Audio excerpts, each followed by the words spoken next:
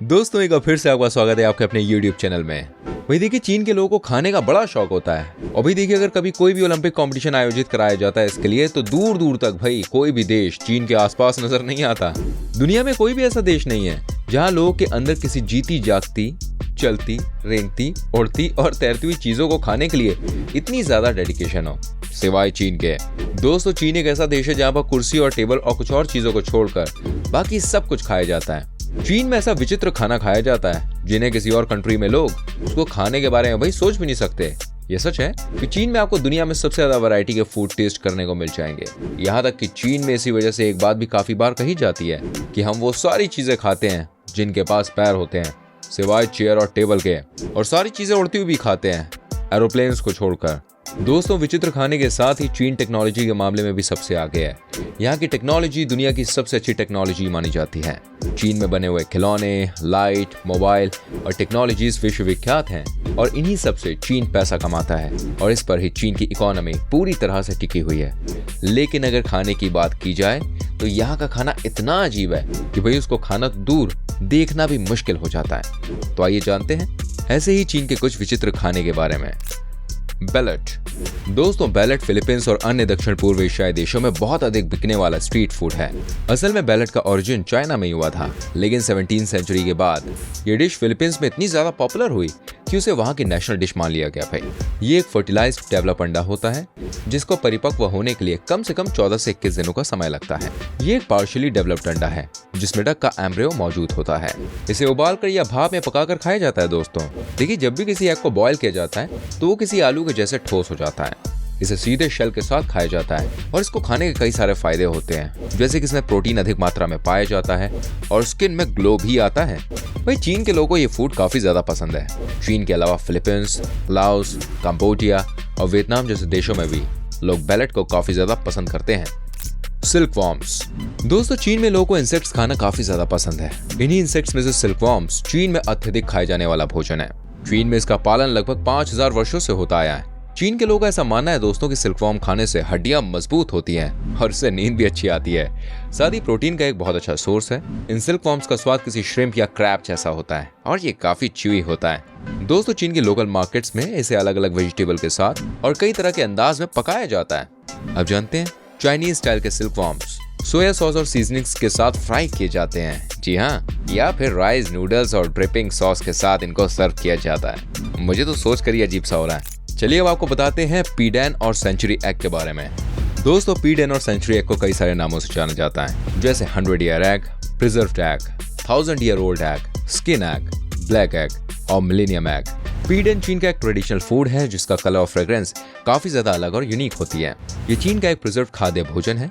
आमतौर पर बतख, चिकन या बटेर के अंडे को कई हफ्तों से कई महीनों तक मिट्टी, राख, क्ले, लाइम और नमक के मिश्रण में प्रिजर्व करके इसे तब तक रखा जाता है जब तक कि भाई इसके अंदर मौजूद यौल्क का रंग हरा या भूरा नहीं हो जाता और एग का व्हाइट पार्ट गहरे भूरे रंग का जेली जैसा मटेरियल नहीं बन जाता है। दोस्तों, इन एग्स की स्मेल काफी ज्यादा तेज होती है और इनका स्वाद क्रीम और चीज जैसा होता है। चीन का यूनिक फूड काफी ज्यादा रिफ्रेशिंग, स्मूथ, टेस्टी और नमकीन होता है, ऐसा वो लोग कहते हैं। भाई इनको इतने दिनों तक प्रिजर्व करके रखे जाने की वजह से इनको 100 year egg, preserved egg, 1000 year old egg कहा जाता है। Ship penis. दोस्तों, शिप पेनिस चाइना में खाया जाने वाला एक भोजन है। ये शिप पेनिस कुछ और एनिमल्स के पेनिस के साथ ही किसी लकड़ी पर कबाब के जैसे फंसाकर भाई ग्रिल किया जाता है और लोगों के सामने गर्मा गर्म सर्व किया जाता है। सही सुन रहे हैं आप। और सिर्फ यही नहीं, चाइना के लोग कई जानवरों का भाई टेस्टिकल भी खाते हैं। इनका मानना है कि इनको खाने से संभोग की जो क्षमता होती है वो बढ़ती है। शिप पेनिस बहुत आसानी से उपलब्ध होता है वहां पर और हर रेस्टोरेंट में आपको मिल जाएगा। ऐसा माना जाता है दोस्तों, व्हाइट मीट महिलाओं के लिए एवं ब्लैक मीट पुरुषों के स्वास्थ्य के लिए बहुत अच्छा होता है। और चाइनीज लोगों का ऐसा मानना है कि हम किसी जानवर के जिस बॉडी पार्ट को कंज्यूम करेंगे, हमारी बॉडी के उस पार्ट की स्ट्रेंथ ऑफ फंक्शनिंग काफी अच्छी हो जाएगी, ऐसा मानना है इनका। इसी वजह से वहां के लोगों के बीच भाई टेस्टिकल्स और शिप पेनिस की डिमांड बहुत ज्यादा रहती है, हम सोच भी नहीं सकते। Birds nest soup. दोस्तों, चीन के बाकी सभी बिज़ार फूड आइटम्स की तरह ही बर्ड्स नेस्ट सूप को भी यहाँ पर सेहत के लिए बहुत अच्छा माना जाता है।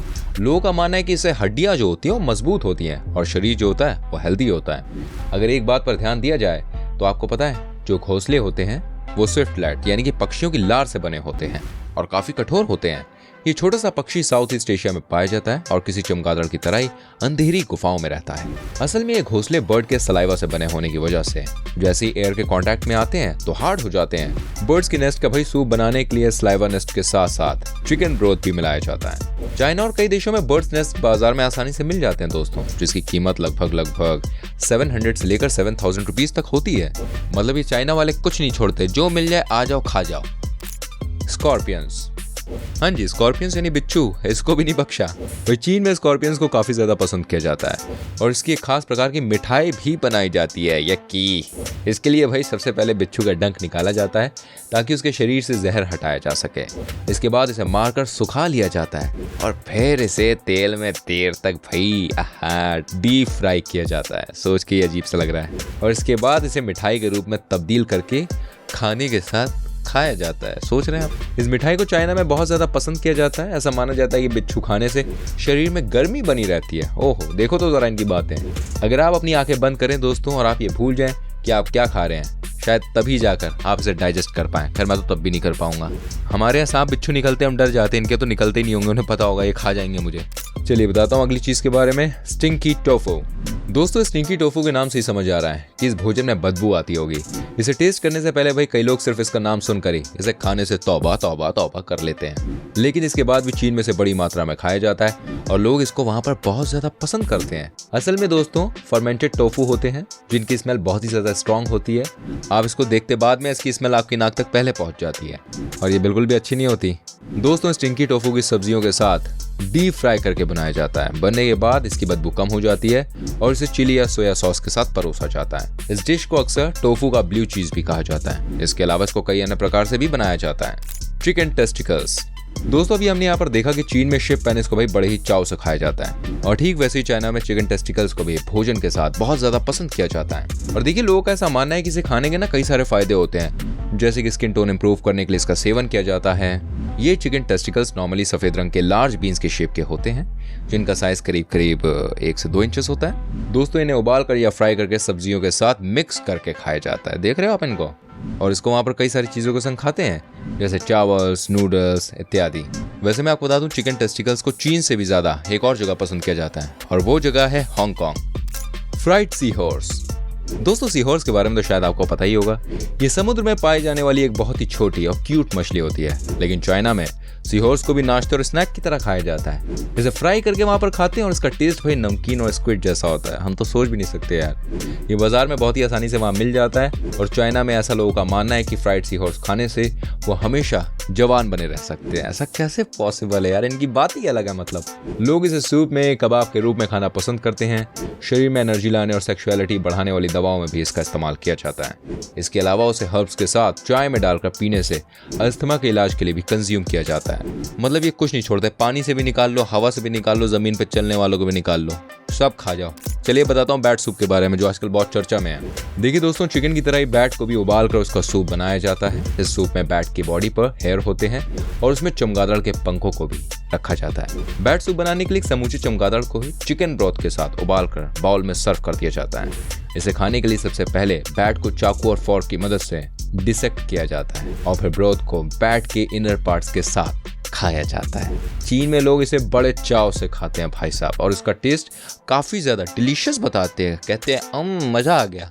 आप जानते हैं चीन में सूप को स्वास्थ्य के लिए बहुत ही बेहतरीन माना जाता है। इनका मानना है कि बैट सूप पीने से कई प्रकार की बीमारियां नष्ट हो जाती है। यहाँ तो सोच की उल्टी आने लग जाती है। खैर कंट्रोल। नेक्स्ट चीज है वही टर्टल शेल जेली। दोस्तों टर्टल शेल जेली को चीन में डेजर्ट की तरह खाया जाता है। इसे कछुए के शेल से बनाया जाता है और इसे गुइलेंगाओ के नाम से भी जाना जाता है। इसे ट्रेडिशनली टर्टल की निचली शेल और कई सारे हर्बल प्रोडक्ट के साथ मिक्स करके बनाया जाता है। चीन में इस जेली को लोग मेडिसिन के तौर पर भी यूज करते हैं। ऐसा माना जाता है कि टर्टल शेल जेली के सेवन से ब्लड सर्कुलेशन बेहतर रहता है, मसल्स ग्रोथ होती है और इसके साथ ही किडनी फंक्शन को भी स्ट्रॉन्ग करने में टर्टल शेल जेली सहायक होती है। अगर इसे रोज खाया जाए तो इससे स्किन कॉम्प्लेक्शन काफी लाइट और हेल्दी हो जाता है।